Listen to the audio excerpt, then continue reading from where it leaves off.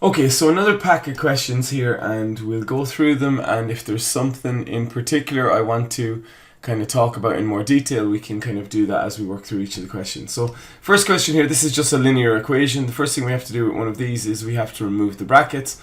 So 7 times x is 7x, 7 times minus 1 is minus 7. That's equal to 21. Now note 21 isn't being multiplied by the x plus 1. Some people make a mistake and connect that with this term at the end. It has no connection at all with it. So minus 3 by x is minus 3x, and minus 3 by plus 1 is minus 3. We'll collect the x terms on the left, so that means we're going to add a 3x to both sides, so 7x plus 3x. And then on the other side, we're going to collect the number terms. There's a 21 already there, minus the 3 is already there, and then we're going to add a 7 to both sides. So adding a 7 gets rid of it from the left and moves it on to the right. 7x and 3x is 10x. So 10x is equal to 25. We divide both sides by 10 and we get x is equal to 2.5. So very straightforward linear equation.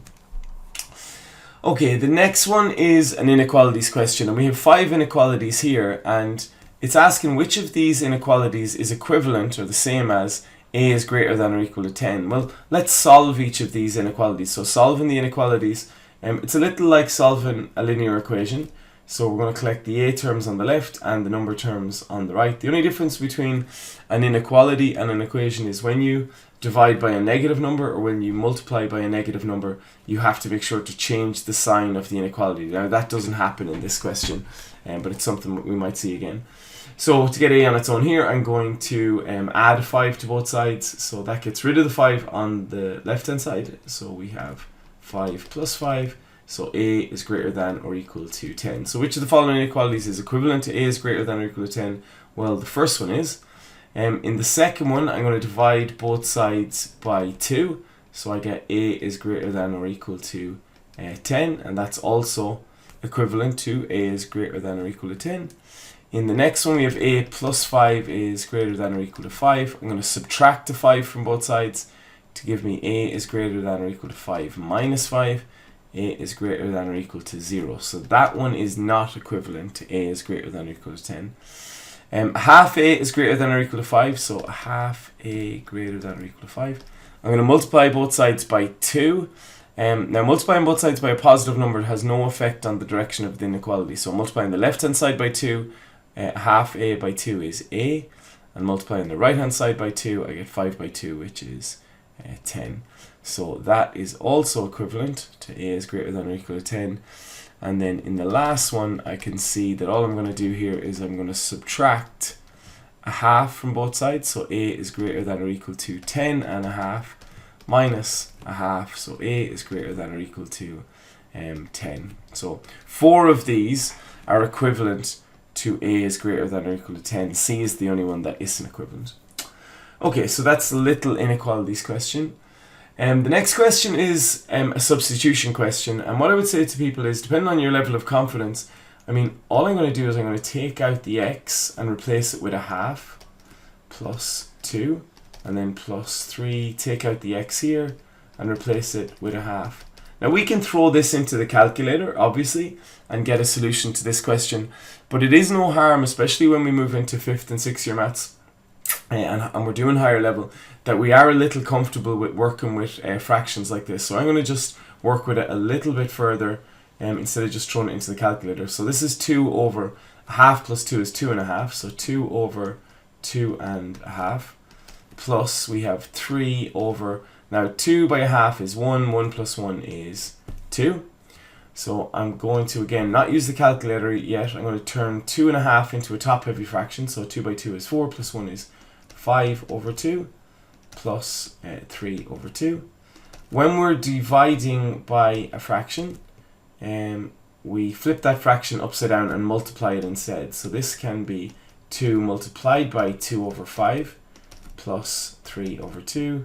Now 2 times 2 over 5 is the top, by the top is 4 over 5 plus 3 over 2. I'm going to get a common denominator, which is 10.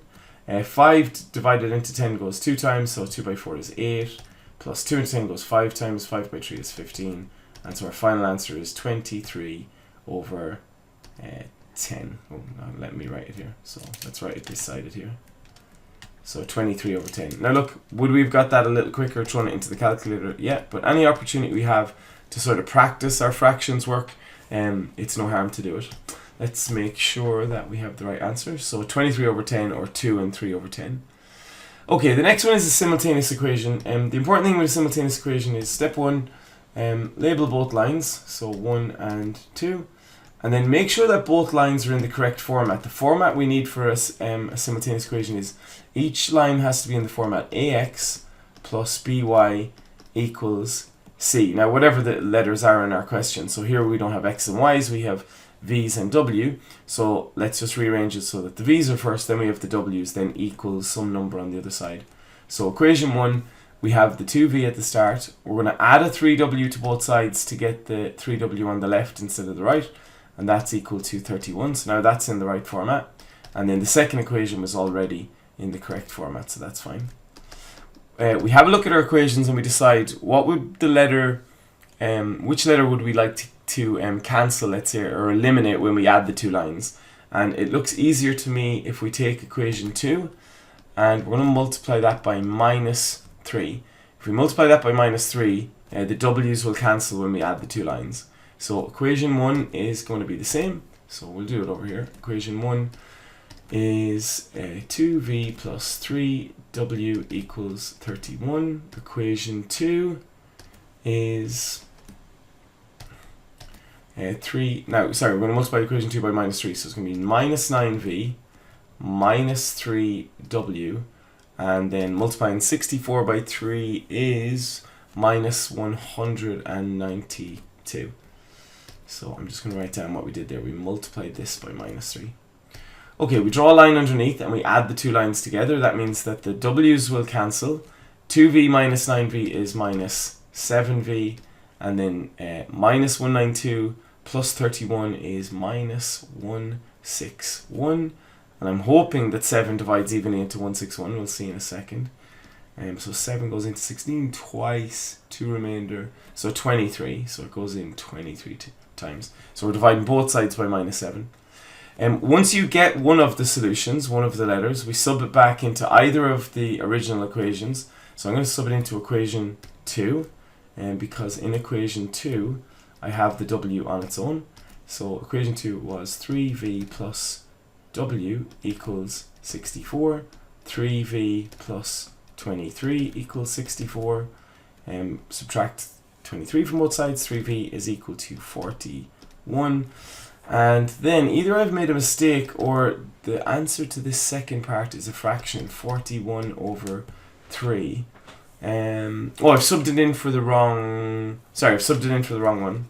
Okay, so if you get a fraction answer, especially in higher level maths, you can have fraction answers, but just quickly go back and double check that you didn't make a mistake. It's not that it's more often than not that there's natural number or integer answers, but it's just, you know, have a little check of it. No more than I did there. Like, I'm just questioning when v was a natural number, for example, it just would be strange maybe that the other one would be a fraction, but it can happen. So let's put v into the right place, which is here, plus w equals 64. 3 times 23 is 69 plus w equals 64. W equals 64 minus 69, which is minus 5. So our two solutions are minus 5 and 23. So we're going to ask to simplify this. So this first bracket is being squared, so that means we're going to multiply that by itself in a second. And with the second part, the thing we have to be careful of is we're subtracting the product of two brackets. We need a bigger outer bracket here, just because when we multiply out the 4x plus 1 by the x minus 4, everything inside that outer bracket has to be subtracted. So it's just important that we have an outer bracket there to remind us of that. When you square brackets, you multiply it by itself. So 2x minus 3 squared is 2x minus 3 by another 2x minus 3. I'll show a shortcut to multiply that out in a second. And then we have this outer bracket, and we're going to multiply 4x plus 1 on x minus 4. And I'll do that in the next line. So 2x by 2x is 4x squared, 2x by minus 3 is minus 6x, minus 3 by 2x is minus 6x, and minus 3 by minus 3 is plus 9. And then minus, and let's keep this outer bracket, 4x by x is 4x squared, 4x by minus 4 is minus 16x, 1 by x is 1x, and then 1 by minus 4 is minus 4. I'm going to 4x squared minus 6x plus 9. And now here's the important bit. It's minus 4x squared. Minus by minus 16x is plus 16x. Minus by plus x is minus x. And minus by minus 4 is plus 4. So if we didn't have that outer bracket, we'd have only subtracted the 4x squared. And the other signs would be wrong. 4x squared minus 4x squared is 0. And then we have 16x minus x is 15x. Minus 12x is 3x, and then plus 9 plus 4 is plus 13. If we want to have a look at a quick way of squaring a bracket, so we have a method that says that if you have two terms in a bracket and you want to square it, you can square the first term, 4x squared, square the last term, plus 9, and then twice the product. 2x by minus 3 is minus 6x, times 2 is minus 12x. So that's equivalent to what this is here, and just a little quicker to get to it. Okay, so nice little sum, and again, just this reminder to have an outer bracket if you subtract the product of two terms. Okay, let's keep going and see what we have now. So here we have the minus b formula. So this is a quadratic equation. We know it's a quadratic equation when we have an x squared in the equation. What we have to do here is decide quickly if it can be factorized. If the question says give your answer to 2 decimal places, that saves you some time. This equation can't be factorized. We have to just go into the minus b formula. So let's write down the minus b formula. So x is equal to minus b plus minus the root of b squared minus 4ac over 2a. The reason there's a plus and a minus is there's two answers to quadratic equations. In general, it is possible to have one equal solution. So if we have, or two equal solutions, if we have a quadratic function that touches the x-axis, when we do the minus b formula, we'll see we just get the same answer twice. It is possible, but in junior cert, unlikely that you could do the minus b formula and get no answer. That means that the function doesn't cross the x-axis. That would occur if you have a minus under a square root. We can't have a minus under a square root. It doesn't exist. There is no such thing as the square root of a minus number. So if that happens in junior cert, it's more than likely that you've made a mistake in putting it into the minus b formula. Most quadratics functions look like this, and they cut the x-axis twice, meaning that we have our two solutions. So the plus and minus of the minus b formula gives us the two solutions. And let's go ahead and see how we do it. So a is equal to the coefficient of the x squared term, which is 1. B is equal to the coefficient of the x term, which is minus 7. Be careful of the sign. And c is equal to the coefficient, or sorry, the constant without an x attached to it, which is minus 6. So let's put these into the formula. And when we put them in, we'll put them in a bracket. So minus b becomes minus 7. We have plus or minus the square root of b squared is minus 7 squared minus 4 by a is 1 and c is minus 6. And that's all over 2 by 1.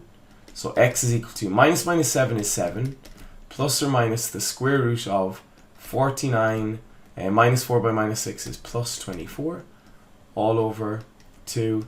X is equal to 7 plus or minus the root of 70. My square root symbol is too long there. So 49 and 24 is 73, all over 2. And at this stage, we can split it into two sums. This is x is equal to 7 plus root 73 over 2. We'll throw that into the calculator and get an answer in a second. And then x is equal to 7 minus root 73 over 2. So x is equal to...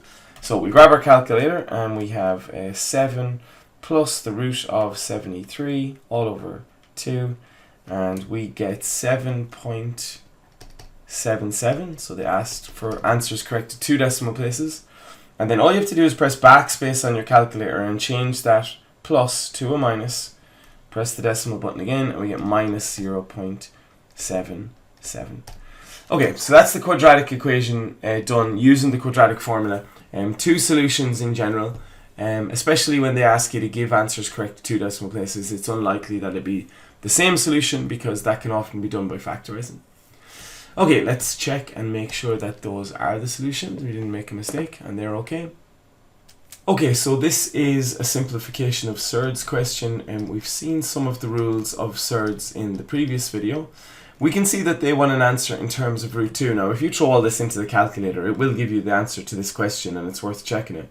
But what they want us to do is to apply the rule that says that the root of a product of two terms is equal to the product of the root of those two terms.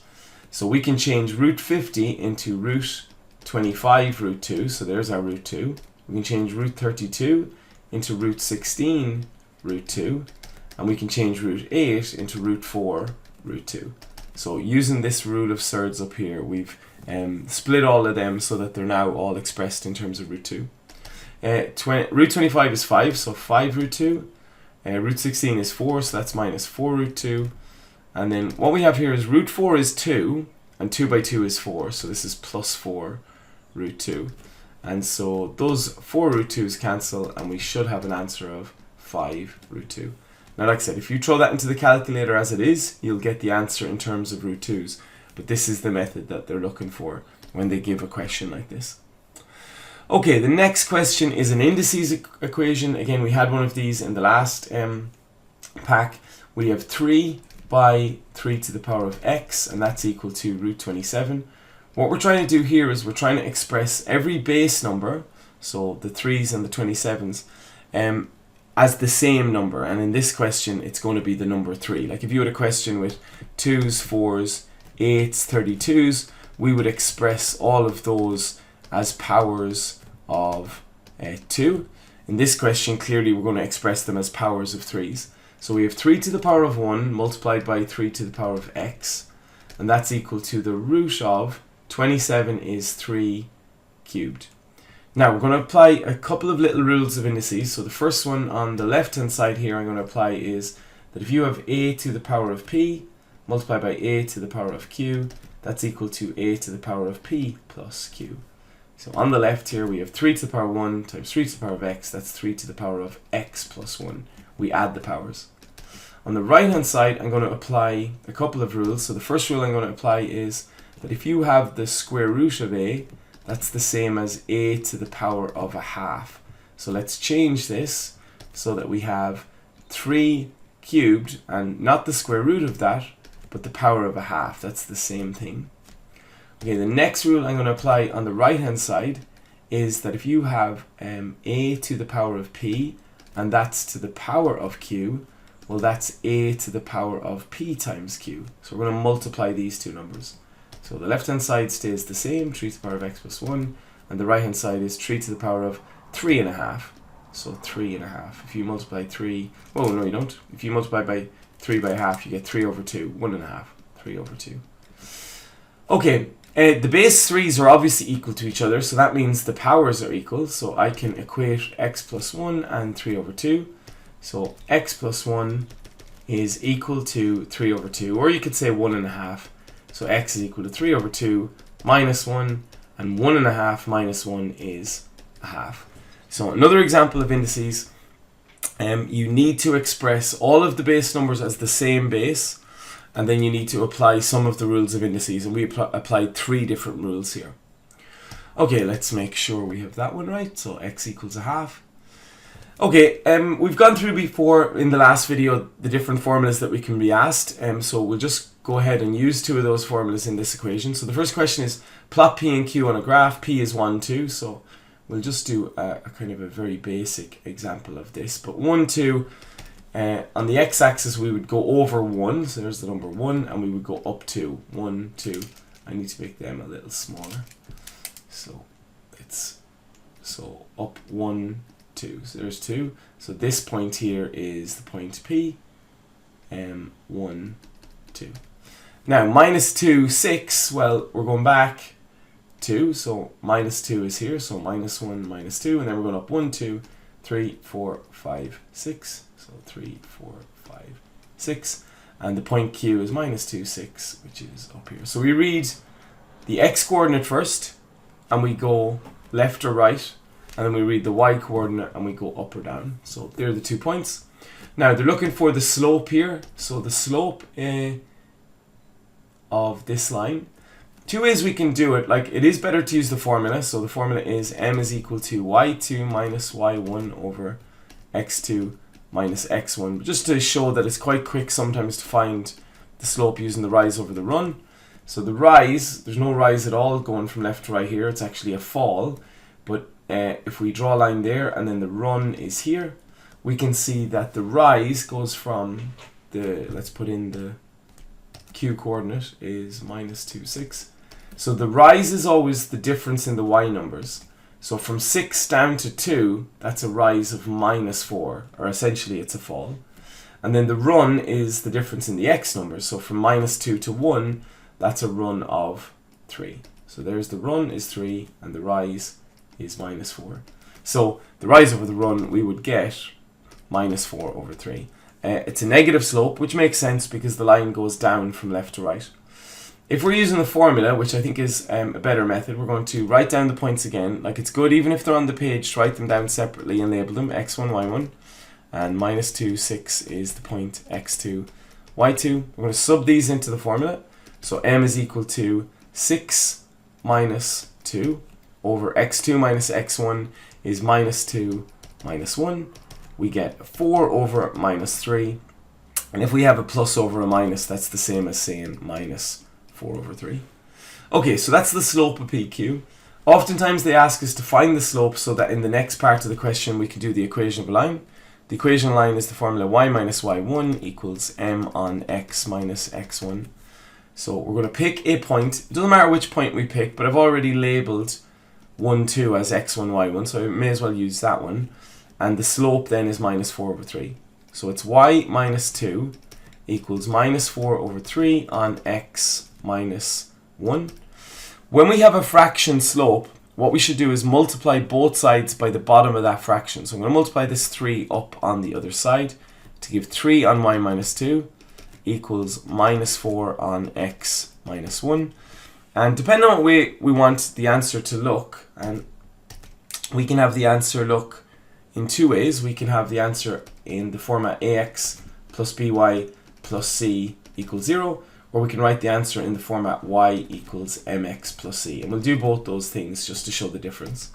So let's multiply it out first anyway. So we have 3y minus 6 equals minus 4x plus 4. And then if we want it in the first format here, and sorry, I should have that equal to 0, we're going to have the x term first. So I'm going to add a 4x to both sides. So 4x plus, then we have the y term, and then we have minus 6 minus the 4 equals 0. 4x plus 3y minus 10 equals 0. And that's in the form ax plus by plus c equals 0.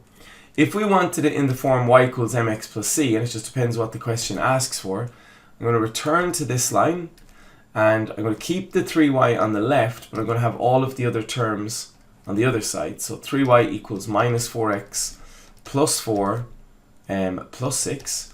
So 3y equals minus 4x plus 10. And now divide everything by 3 to get the y completely on its own. So it's minus 4 over 3x plus 10 over 3. And sometimes the reason you want to express the line in the format y equals mx plus c is the slope then is the number beside the x, so minus 4 over 3, which we knew. And then the 10 over 3, that's called the y-intercept. 10 over 3 is 3 1/3, and that's where we would cut the y-axis. The y-intercept is where we cut the y-axis. Okay, nice little question. Normally we're asked to find the slope so that we can then be asked to find the equation of a line. Okay, so let's continue on. Okay, in the last video we talked about categorical data, which is data that is categories, and we talked about numerical data, which is data collected that can be described by a number. We broke those down further into categorical data could be nominal, which means it couldn't be put in any order. So think of the colors of cars in the car park. There's no particular order to those colors. Or it could be ordinal, which is things like the scorecard in a restaurant. So in a restaurant you could have poor for your meal, you could have average, or you could have good. So it's a category, but it could be put in some kind of reasonable order. Numerical data can be discrete, which is whole numbers, like the number of brothers and sisters you have, the number of tellies in your house, or it could be continuous, where the numerical data is measured over an interval. So things like time, weight, it's very hard to be precisely exact with those, because those answers can be decimals that go on for a long time. Okay, so with the data we have, let's put it into one of these categories. So numbers of windows in a house. So windows in a house is a number, and it's discrete. You have a whole number of windows in your house, so that's called discrete numerical data. The number of pupils who wear glasses, again, that's a number, and it's a whole number, so it's discrete. The weights of strawberries, that's continuous data. So the weights are measured over an interval, and they can take decimal values. The time taken to complete a jigsaw puzzle, likewise, this is continuous data. The number of matches in a box would be discrete. And then the lengths of material to use to make curtains, that's a measurement, that would be continuous data.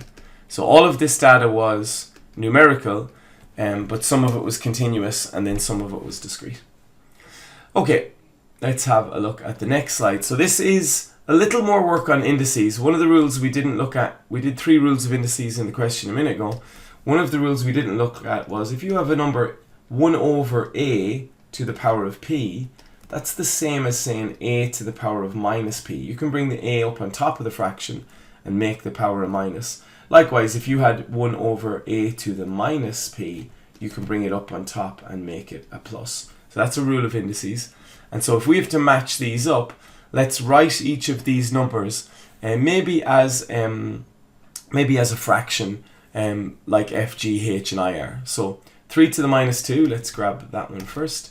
So 3 to the minus 2 is the same as saying 1 over 3 squared, and 1 over 3 squared is 1 over 9. So a matches with I. So a and I, they match. A and I. Okay, the next one is 2 to the power of minus 3. Well, let's do purple for this one. So 2 to the power of minus 3, we have 1 over 2 to the power of plus 3, which is 1 over 8, and 1 over 8 is h. So B matches to H. 4 to the power of minus 2. So 4 to the power of minus 2. Let's have a look at that one. So that's 1 over 4 squared. 1 over 4 squared, well, we may as well continue to do it in colour. 1 over 4 squared. And 1 over 4 squared is 1 over 16. And 1 over 16 is G. So C goes to G. And then the final one, we have D. I'm going to assume it goes to E, but let's just make sure. Oh no, sorry, of course it doesn't. So D is going to go to F. I didn't see F. And the reason being is that 6 to the minus 1 is 1 over 6 to the power of 1. 1 over 6 to the power of 1 is 1 over 6. So it's definitely not minus 6, it's F. So D goes to F. So just another little question about indices and minus powers. Minus powers can be made positive powers if you put them in the denominator of the fraction. Okay, so let's have a look. So this is an interest question. So a person is going to invest 16,000 euros for 2 years. The interest for the first year was 7%, and then at the end of the second year, the investment amounted to 18,061. What's the rate of interest for the second year? So there's no benefit in this question to using what we call the compound interest formula. The compound interest formula is that the final amount in the bank is going to be equal to the principal on 1 plus the interest rate to the power of t. Now we can use it in this question, but the reason it's not as useful is this formula is useful when, and let's just write down what everything stands for. P is the principal, the amount you're going to put in the start, principal. I is the interest rate as a decimal. T is the time, and then obviously F is the final amount in the bank, or the final value of the investment. That formula is useful when the interest rate doesn't change, when no money is withdrawn from the account, and when the time period is longer than a year. In this example, the interest rate changed after the first year, and so what we have to do in this question is just do 1 year at a time. So in year 1, what happened was that the 16,000 gained 7% interest. So to see its value, it's going to be equal to 107% of 16,000, or 1.07 times 16,000. Now, that's essentially using the formula. 16,000 times 1 plus 0.07 to the power of 1. Now, you can find 7% of 16,000 and add it on. Some people like to do that. But finding 107% or 1.07 of it will just add in the 16,000 as well, which is still your money and you still have it in the bank along with the interest. So if we throw that into the calculator, we get 17,120. Now, in year 2, this 17,120 grew to 18,061 and 60 cent. So let's see what the interest earned was in the second year. So it was 18,000 and 61.60 minus the 17,120. So let's subtract those from each other. So 18,061.6, and we get that the interest in the second year, so the interest earned in the second year was the difference between those two things, which was 941 euros and 60 cents. Now, if we want the rate of interest, there is a little formula. So the interest rate, let's make sure we spell it right. Interest rate is equal to the interest that was earned over the principal, or the initial amount that was in the bank. So let's call it the initial, or the amount at the start of the year, and then we're going to multiply that by 100. So the interest was 941.60, and at the start of that year we had 17,120 in the bank. So we're going to multiply that by 100 and we'll see what our interest is. So 941.6 divided by 17120, and we get 11 over 200, or 0.055 as a decimal, or that's 5.5% interest in the second year. So in the second year the interest went down. So again, couldn't use this formula up here, other than you can use it obviously year by year like we did here, or we can use it for 1 year at a time, but it's not as useful as when we have to try and find the interest earned over 2 or 3 years where the interest doesn't change. Okay, so a large ball of wool is used to knit a scarf. The scarf is 40 stitches wide. Now for stitches, I'm just going to put in centimeters, just to make this question a little easier. And then it's 120 centimeters long. So 120 from there to there. And it is 40 from here to here. So we have this rectangle. I'm actually going to find the area of this scarf. So the area is the amount of space inside it. So area of a rectangle is the length multiplied by the width. So that's going to be 120 times 40, and that is 4,800. Okay, so then we come along and the scarf is narrower. It's only 25 wide, so it's narrower. And as a result, it is obviously going to have to be longer if it has the same area. So I'm going to make it a narrower scarf, but it's longer. But it's the same size ball of wool used to make it. So if this is X, let's call it, we are still going to say that we need this area to be 4,800.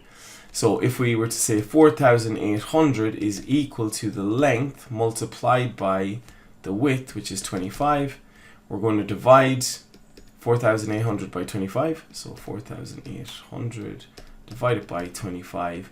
And X would have to be 4,800 over 25, which is equal to 192 centimeters. So it's kind of a proportions question. It's an area question, but it's a little confusing in terms of it's about a ball of wool, and we're just making an assumption that the ball of wool, that it's an area question, because it's kind of a little vague in terms of how wide is the stitch and the narrowness of the wool and all that. But for the purpose of the question, that's what it is, and the answer is 192. Okay, let's go on to the next question. So this is a nice handy little probability question. So the probability of an event, probability, is the number of desirable outcomes. So desirable outcomes over the total outcomes. So how many times would you expect to roll a 6? Well, first of all, what's the probability of rolling a 6? So the probability of rolling a 6 when you roll a die is, well, there's 1 6, that's the desirable outcome, and there's total of 6 possible outcomes. So the probability of rolling a 6 is 1 out of 6. Now, if you're looking for the expected frequency, we have a little formula. So the expected frequency of an event is equal to the number of trials. So in this case, the number of times you're going to roll the dice. So the number of trials multiplied by the probability. Now, probability is theoretical. If we didn't have a probability, we can do a thing called the relative frequency. We can multiply it by the relative frequency. For example, if we had done an experiment, and in our experiment we had a bias die, and if on our bias die we had rolled, let's say, a 6 20 times out of 60, well, our probability of rolling a 6 on our bias die is more close to 1 over 3. That's the relative frequency. So it depends what's given to you in the question. When you're rolling the die, obviously the probability of rolling a 6 is just 1 out of 6, but relative frequency is a topic to hit on as well. Okay, so the number of trials is 300, and the probability of getting a 6 is 1 out of 6, and so we would expect to get a 6 50 times. And what about an even number? Well, we could do that in our head. We're going to get an even number half the time. Half of 300 is 150.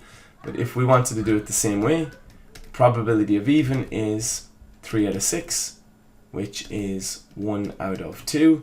And so we could say that the expected frequency of an even number is 300 times 1 out of 2, which is 150.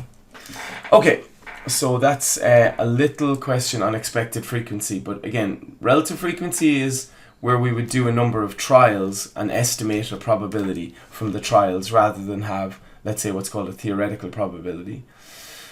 Okay, next question. Not so much interested in the quartiles. We did talk a little bit about quartiles and interquartile range in the last video, but they're not specifically on the course. Maybe it's something that might come up with a little bit of explanation on a junior cert paper at some stage. But definitely the median is something we're interested in, particularly the difference between the median of an even set of numbers and an odd set of numbers. So we have 11 numbers here. That is an odd set of numbers. In an odd set of numbers, we have an exact median. First thing we have to do is, in order to find it, we have to write the numbers in order. So we have 2 zeros, so 0, 0. I'm going to cross them out as I write them down to make sure I don't forget any. Then we have 2 ones, so 1, 1. We have 2 twos, so 2, 2. The next lowest number is a 6. Then we have an 8. Then we have a 9. And finally we have an 11. And hopefully this is 11 numbers. 1, 2, 3, 4, 5, 6, 7, 8, 9, 10, 11. 1, 2, 3, 4, 5, 6, 7, 8. 1, 2, 3, 4, 5, 6, 7, 8, 9, 10. I forgot the 12. Sorry, and there's a 12 at the end. Okay, so that's all our numbers to count for. And it shows the benefit of crossing them out as you write them down. Like, you can see quickly which one you forgot to cross out.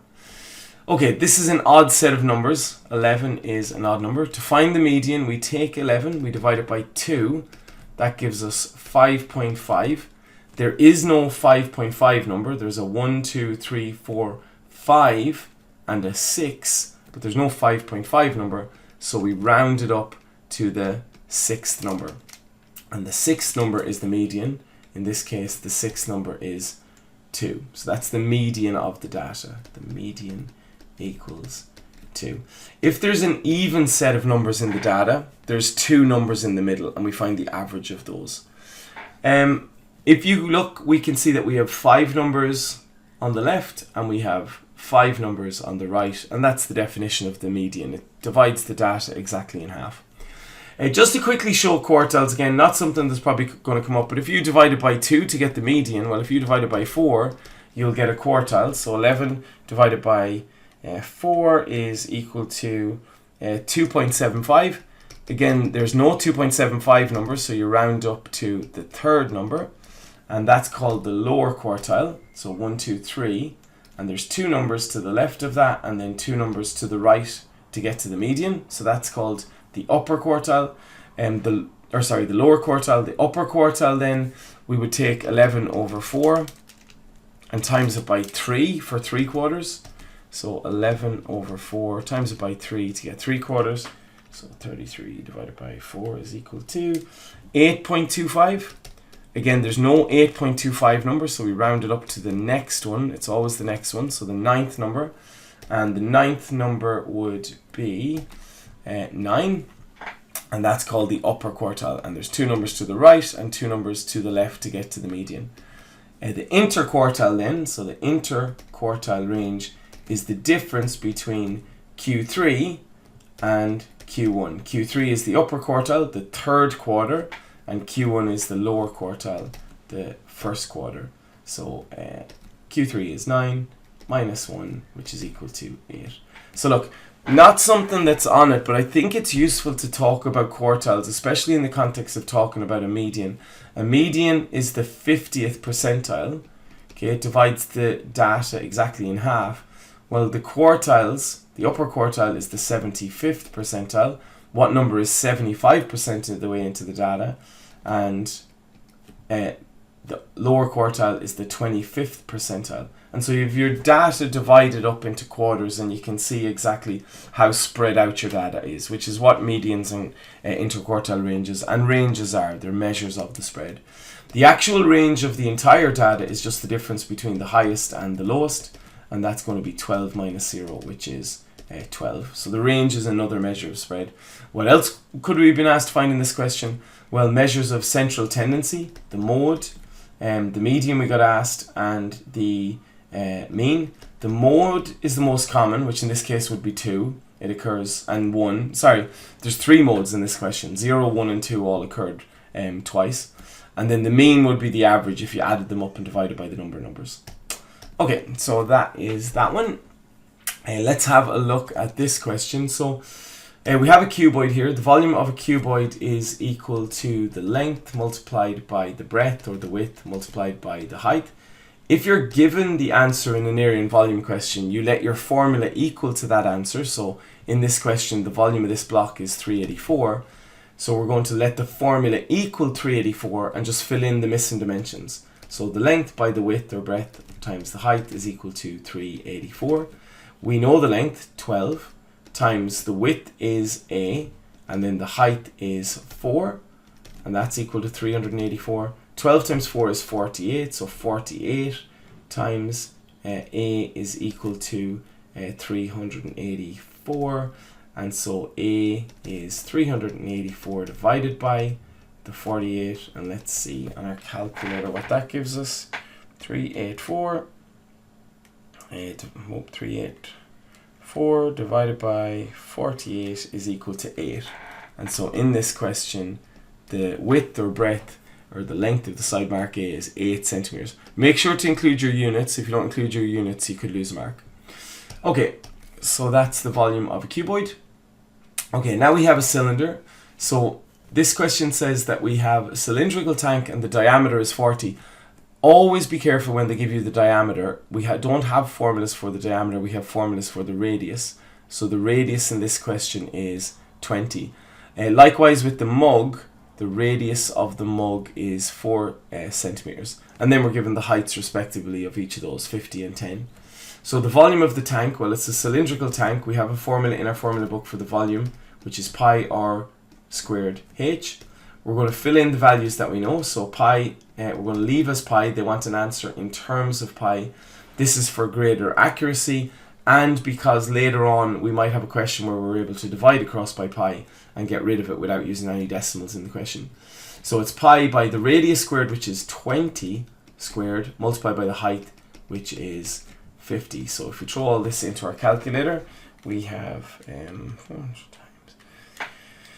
20,000 pi, and this is centimeters cubed. So that's the volume of this large cylindrical water tank. The mug, let's do that in the same way. So the volume of the mug is going to be pi. The radius is 4 this time, squared, and the height is 10.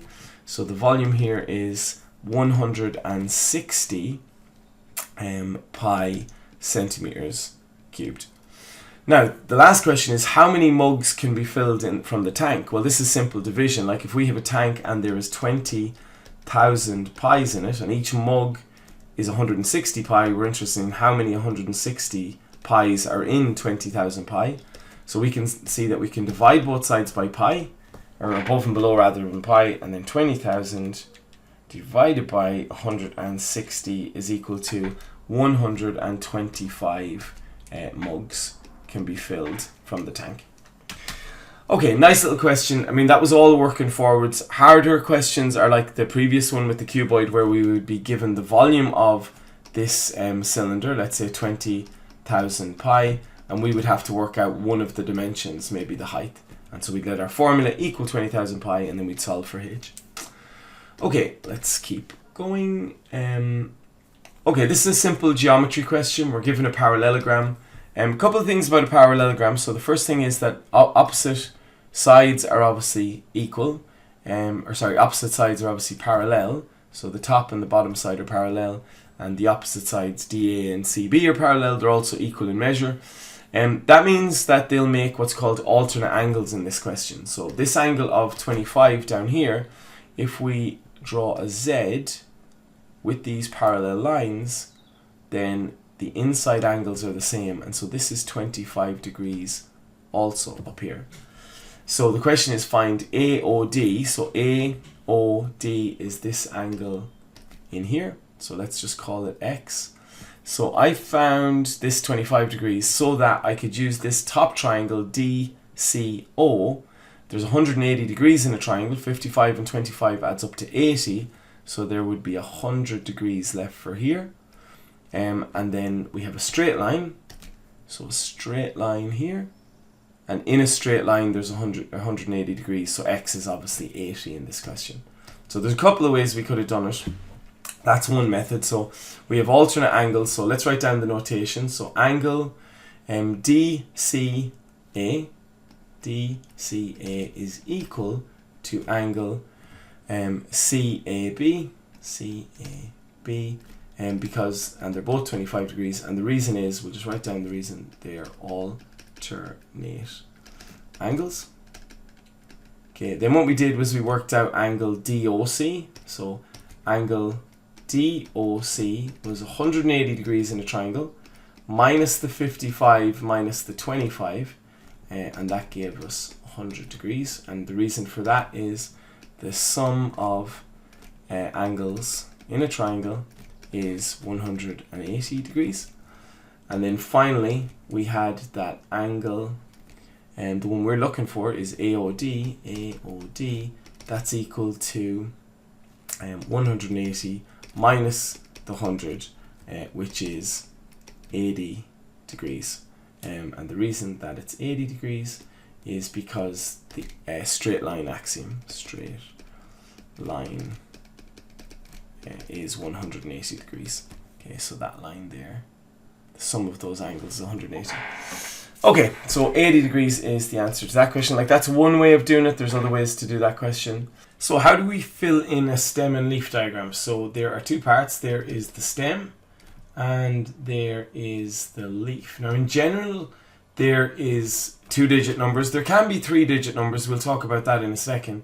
But the leaf only ever has 1 digit. And so if we have a look at these 2-digit numbers and the leaf has 1 digit, well then the stem contains the other digit. So the first digit in the question. And the lowest number in the question seems to be 20 something. So the stem is going to be 20 something, 30 something, 40 something, 50 something, 60 something, and I can see a 70 in the data as well. We'll draw a line across the top. Let's establish our key. So our key just tells us how to read the stem and leaf diagram. So if I have a number like 25, so 2 vertical line 5, that would represent the number 25. And the reason I have to tell you that is, like, we could have a stem and leaf diagram where 2 vertical line 5 is equal to 2.5, like they're read in different ways. So in this one they're 2-digit numbers, and 2 vertical line 5 is equal to 25. So we have to make sure we put these down in order. So 25 is, let's cross out our 20s. We have 24, 25, 27 and 28. So 24, 25, 27, and 28. So again, crossing them out means that you hopefully won't forget any. But again, you have to make sure to put them in order. And when we put the numbers now underneath these, they have to be directly underneath. They have to make columns out of the lines so that we can read the information accurately. 30s are the next. So we have a 32. We have a 30, which is a 0. Let's put that one down straight away. So 30 and 32. And that's all I see. So 32 goes there. 40s, we have a 42. We have two 43s, and a 46 and a 47. So 42, two 43s, a 46 and a 47. And hopefully we haven't forgotten any. Quick scan, we have a 49 as well, put in the 9. Okay, so 50s, we have a 50, so we put down the 50, 55, 54, 54. So two 54s and a 55. So 4, 4, 5. And obviously, if the number appears more than once, we write it down more than once. And then 60s, we have 61 and 62. So 1 and 2. And then 70s, we just have 73. So we should have 19 items of data here. 1, 2, 3, 4, 5, 6, 7, 8, 9, 10, 11, 12, 13, 14, 15, 16, 17, 18, 19. So that's our stem and leaf diagram. And we won't worry again in this video about the lower quartile, upper quartile, or interquartile range. But we will have a look at the range. The range is the difference between the lowest and the highest. So the highest minus the lowest. The highest number is 73 and the lowest is 24. And so the range in this question is 49. We might just find the median just while we're here. And again, to just highlight, when we have an odd set of data like 19, there is an exact median, so they're in order. So oftentimes we're asked to do a stem and leaf so we can find a median, because the data is then ranked. So the median, we find that by taking the number of items in the data, 19, dividing it by 2, and we get the number 9.5. There is no 9.5 number in the data, so we round it up to the 10th number, and the 10th number is the median. 1, 2, 3, 4, 5, 6, 7, 8, 9 and 10. So 46 is the median of the data. And there is 1, 2, 3, 4, 5, 6, 7, 8, 9 items to the left, or 9 results to the left, and 1, 2, 3, 4, 5, 6, 7, 8, 9 results to the right hand side. And that's what the median should do, split the data in half. If we were looking at quartiles again, not on the course, but if we're looking at quartiles, you would divide by 4, round up to the nearest whole number, and then divide by 4 and multiply by 3 and round up to the whole number, and they would be the quartiles. Okay, so in this question, we're first of all going to find x. We're going to do that by using Pythagoras' theorem. So Pythagoras' theorem says that c squared, the hypotenuse squared, is equal to the sum of the squares of the other two sides. So let's write it as c squared is a squared plus b squared. So c squared is 13. 13 squared is equal to a, which is x, plus b, which is 5. So 169 is equal to x squared plus 25. 169 minus 25 is equal to x squared. X squared is equal to 144. X is equal to the root of 144. So x is equal to 12. So we can put 12 in here. To then write down the ratios as fractions, we first have to remember that we have rules for the order that they go. So tan is the opposite over the adjacent. Tom's old aunt sat sine is the opposite over the hypotenuse. And then cos is the adjacent over the hypotenuse. So Tom's old aunt sat on her coat and hat.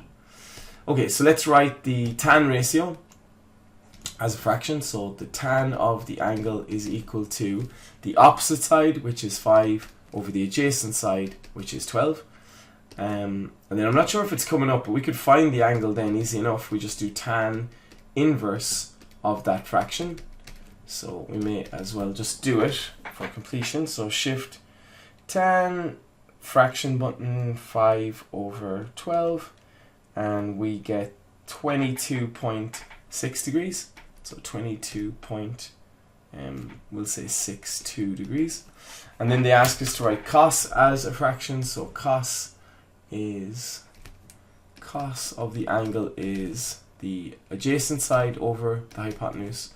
So again, just to confirm that the angle hasn't changed, so we're going to do cos inverse, or sorry, we're going to do that the angle is equal to the cos inverse of 12 over 13, and this just would confirm that it's 22.62. So just, again, so we go shift on our calculator, or inverse on our calculator, press the cos, and then put in 12 over 13, and we get the same answer. And that's makes sense because the angle didn't change. Okay, so that's how we can use Pythagoras to find a side, and how we can use the ratios to find the angles. Okay, the next question is a functions question. So this is just an inputs outputs question. So we have a function f of x is equal to 4x minus 5, and if we want to input values into this, we will get outputs, and we're going to be asked here to find f of 3. They're asking what's the output when 3 is the input. So it's a rule that when you sub 3 into this, we multiply it by 4 and we take away 5. That's 12 minus 5, which is 7. So 3 is the input, 7 is the output. That's what a function does. It changes a number into another number by a particular rule. Something like this is a little trickier. They're telling us that there is some value k that if you multiply that by the f of 3, that's equal to the f of 10. Well, we know that the f of 3 is 7, so if we write down the sum first of all, so some number multiplied by the f of 3 is equal to the f of 10. Well, k we don't know, but f of 3 we figured out is 7. So if you multiply 7 by k, that's equal to the f of 10. What's the f of 10? Well, that's where we put 10 into the function. 4 by 10 minus 5. Oh. So 7 by k is 7k, and that's equal to 4 by 10, which is 40 minus 5. 7k is equal to 35. K is equal to 35 divided by 7, which is 5. Now look, we could have come over here and separately done the f of 10. So the f of 10 is equal to 4 by 10 minus 5, which is 40 minus 5, which is 35, and then just subbed it in up here. But it just made sense to sub it up in the equation as we were doing it. Okay, here we have a quadratic function. So it's a quadratic function, it's n-shaped, which makes sense because if we look at it, it's 8 minus 2x minus x squared. Minus x squared functions are n-shaped, plus x squared functions are u-shaped.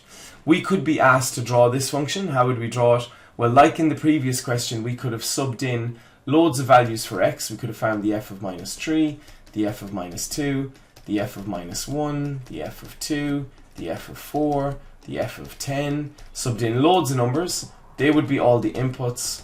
We would have got out numbers that are the outputs, and we could pair them up and we get loads of points to draw a graph. In this question, they're not asking us to do this. They're asking to find the places A, B, and C. And so if you think about C, C is where the graph cuts the y-axis. And all along the y-axis we have points, but the y-coordinate, or sorry, the x-coordinate of every point on the y-axis is 0. It's 0 something. Every point here is 0 something, including C. C is the point 0 something. So we know that x is equal to 0 at the point C. So we're going to sub in 0 into our function. 8 minus 2x minus x squared. Sorry, replace the x's with zeros. So 0 minus 0 squared. They're zeros, and we get 8. So this point up here is 0, 8. If you ever have a quadratic, the number without an x in it, that's the y-intercept. That's where it cuts the y-axis. Better off putting in x equals 0 just to confirm it, but the number without an x is where it cuts the y-axis. How do we find a and b? Well, a and b are the roots. They're the roots of this quadratic, and the roots of a quadratic are found by solving the function equal to 0.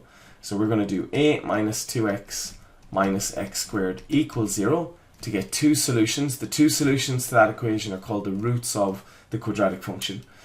I don't like the look of this quadratic. I would rather if it started with the x squared, and I would rather the x squared be positive. So I'm going to multiply this by minus 1 and just have the x squared first. So minus x squared by minus 1 is x squared. Minus 2x by minus 1 is plus 2x. And 8 times minus 1 is minus 8. So I'm just changing all the signs. We're allowed to do that as long as we do it to both sides. I can solve this quadratic through brackets. So I have an x and an x. Two numbers that multiply to give 8 are 4 and 2. And then the inner and the outer have to give us the 2x. So if I have a plus 4x on the inside, and the outer multiply to give minus 2x, well, plus 4x minus 2x is plus 2x. With a quadratic, once you factorized it, you let each bracket equal 0. So x plus 4 is 0, so x is minus 4. And x minus 2 equals 0, in which case x is equal to 2. So A is the point minus 4, 0, and B is the point 2, 0.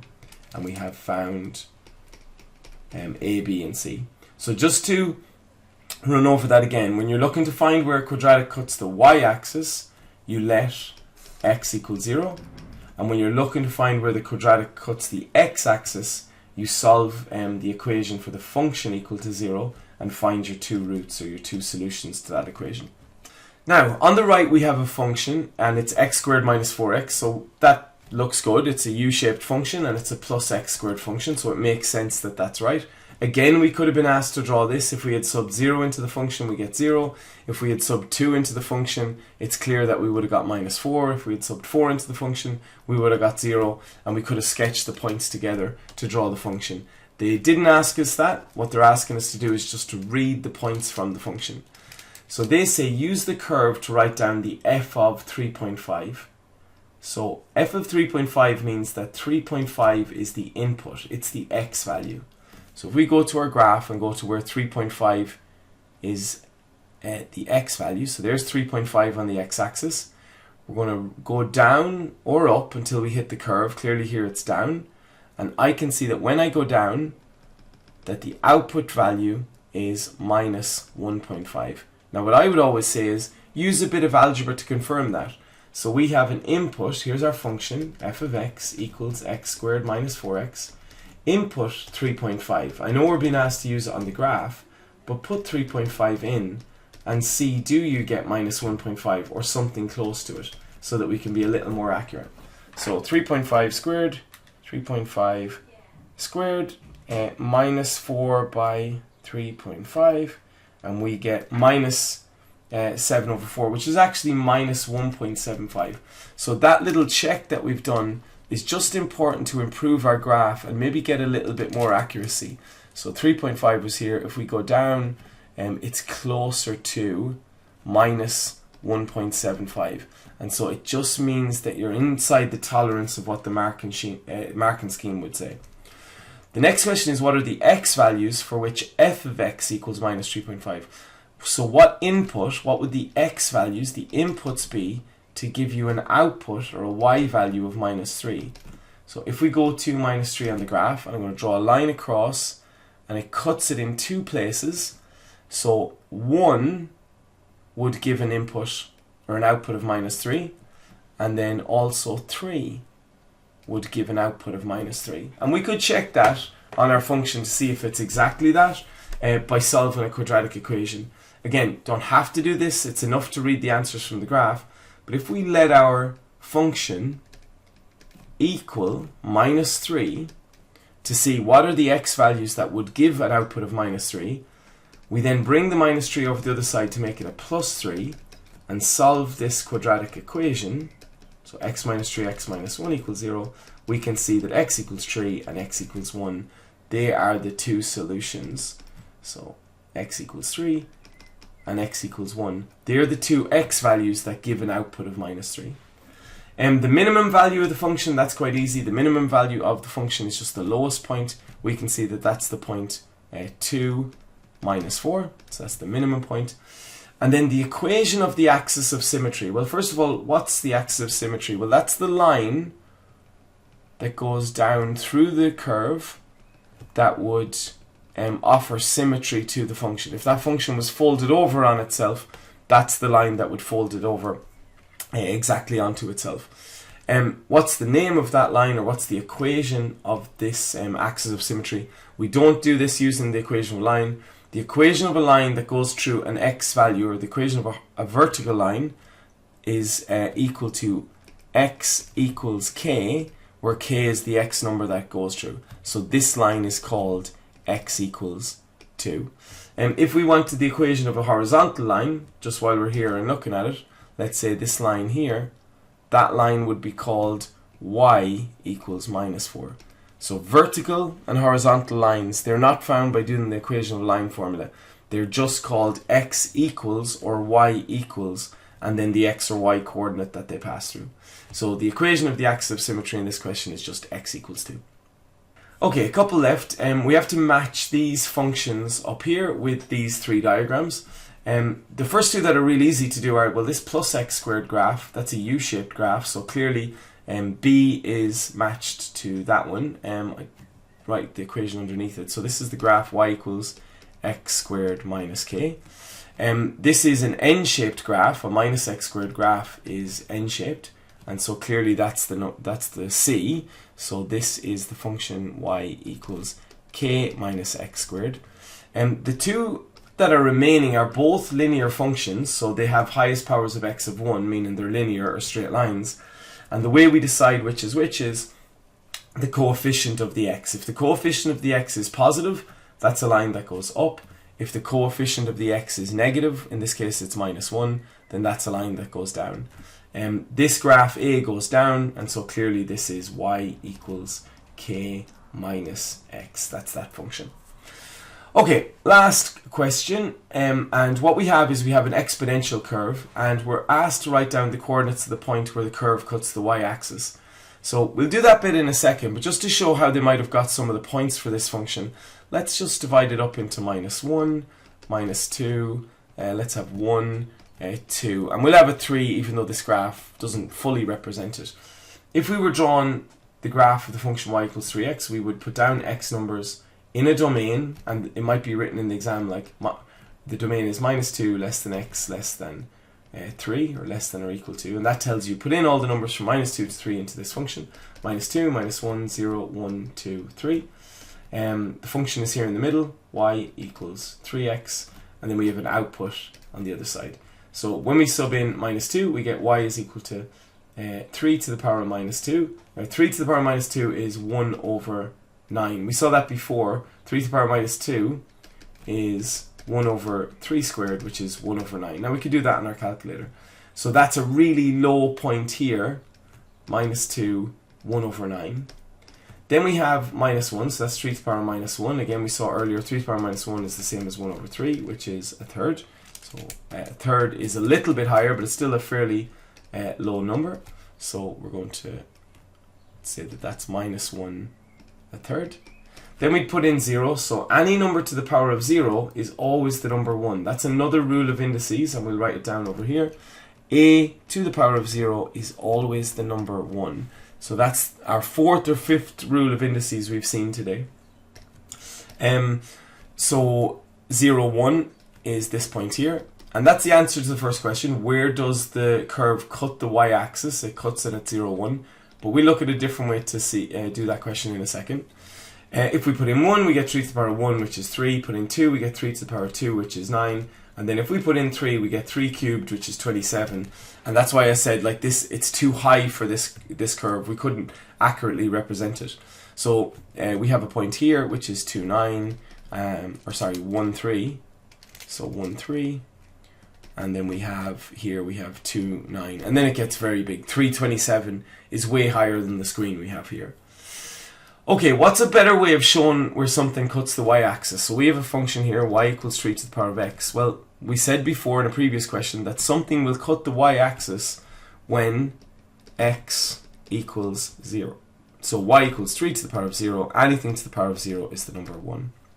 So remember that rule when we're trying to spot where anything cuts the y-axis. Everywhere on the y-axis, the x value is 0, so sub in 0. Now, to draw the graphs of 2 times 3 to the x and 5 times 3 to the x, well, we just go and we do our input-output table again, and we would put in, instead of putting in the function 3 to the x, we have 2 times 3 to the x, and we can see that each point is 2 times bigger than the points we found previously. The graph will still look the same. It's an exponential function that starts low and then increases rapidly, but just each value is 2 times bigger than the value in the previous graph we drew. Instead of the graph passing through the point 0, 1, it would pass through the point 0, 2. It would be 2 higher. And then the other graph, each of the outputs is 5 times bigger than the outputs we drew in our first graph. Still has this exponential shape, but each point is 5 times bigger than the graph of the original one that we drew. Instead of going through 0, 2, it would go through the point 0, 5. And just to show that, like, let's show where does the function y equals 5 times 3 to the x cut the y-axis. Well, it cuts the y-axis when x is equal to 0. So y is equal to 5 times 3 to the power of 0. Y would be equal to 5 times 1. Y would be equal to 5. So it cuts the y-axis at 0, 5. Okay, that's all the questions in that pack. A lot of stuff there. There was a good few bits of indices in that pack, which is kind of good because it doesn't appear that often in your set of exam papers, and it's good to practice it as it can come up.